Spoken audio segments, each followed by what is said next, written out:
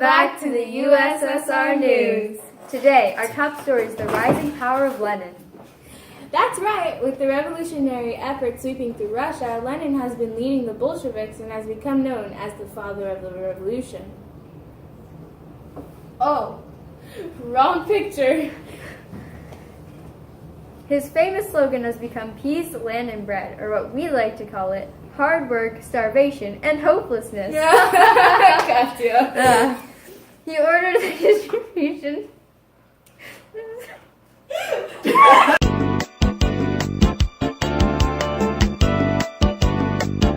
His famous slogan has become peace, land, and bread, or what we like to call it, hard work, starvation, and hopelessness.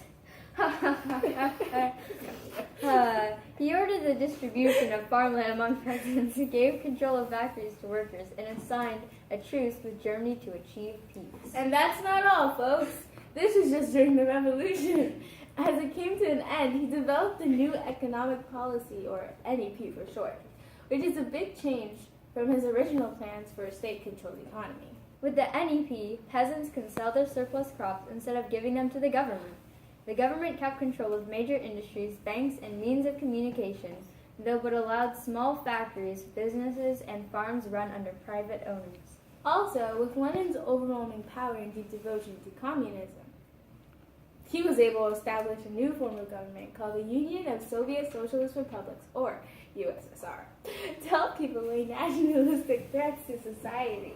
The Bolsheviks, however, renamed the group the Communist Party from Karl Marx's writings. We should have known that they were going to be communists. There were a lot of red flags. They wrote a constitution based on socialist and democratic principles and held all the power.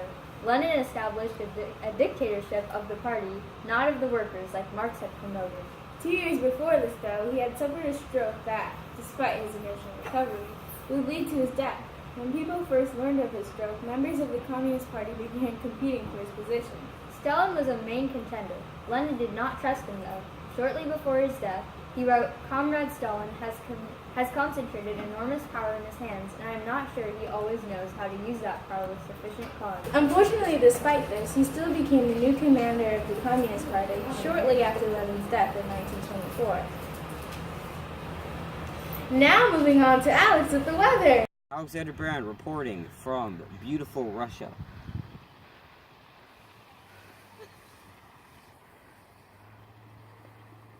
And it seems to be pretty sunny out right now with a high of 60 degrees.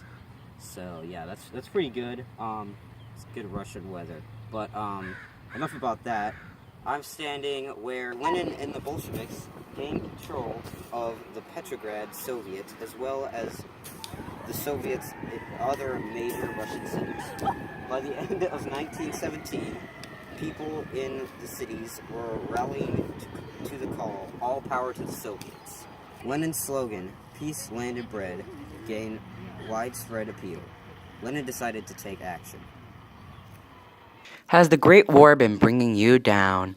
Has it caused your country to go into starvation and killed around 1.7 million of your citizens? Are you sick and tired of the monarchy that controls your country? Why not try out the brand new communism? Taken from the ideas of the Communist Manifesto and reimagined by Vladimir Lenin, it is a classless society in which we all share the wealth. At least, that's what the citizens will believe. Order now and receive a sample of our brand new product, Totalitarianism. Just call 555-555-5555. Order it today. Are you a factory, business, or farm owner? Are you afraid that with the change of command, you'll be forced to relinquish command of your property? Well, now there's no need to drown in tears. With Lenin's NEP, you get to keep your business, farms, and factories. The NEP also encourages foreign investment. It is expected that an influx of peace and production will occur with the new policy. So order it now before it changes.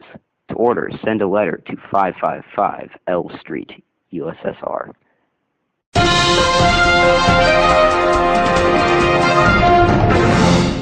Hello viewers at home. Today I'm with Anton, a common worker living in a new society of the USSR, otherwise known as the Union of Soviet Socialist Republics. We will follow him around and see what life is like as the common man and see what the ways that communism has changed his life. Anton is risking his life to talk about the revolution and Lenin. Let's see what he has to say. It all started when Russia was industrialized. The growth of factories caused many problems, all sorts of problems, such as terrible working conditions, extremely low wages, and child labor. What does this have to do with the revolution or Lenin? Well, if you let me finish, you would know. Anyways, back to what I was saying. The miserable workers lacked political power, so they organized strikes. Like my colleague said, what does this have to do with Lenin or the revolution? Okay, you two called me here to do this interview, and I'm doing this out of respect for you guys, but would you please shut up and let me talk? Because of this, several revolutionary movements began to grow and compete for power. Can you name some? Well, a very popular one was a group who followed the views of Karl Marx. They called themselves the Marxist revolutionaries. They believed that the industrial class of workers would overthrow the Tsar and form a dictatorship of the proletariat. What does a dictatorship of the proletariat mean? This means that the workers would rule the country. But that obviously never happened. How come? Because in 1903, the Russian Marxists had split into two groups over revolutionary tactics. Who were the two groups? One group wanted a broad base of popular support for the revolution. They were the moderate Mensheviks. And the other? They were more radical Bolsheviks who supported a small number of committed revolutionaries who were willing to sacrifice everything to change. Who was the major leader of the Bolsheviks? Good question. The major leader of the Bolsheviks was Vladimir Ilyich Ulyanov, also known as Lenin. How did he become leader? While Lenin had an engaging personality, he was ruthless and an excellent organizer. These traits helped him gain over the Bolsheviks. But in early 1900s, Lenin fled to Western Europe. Why?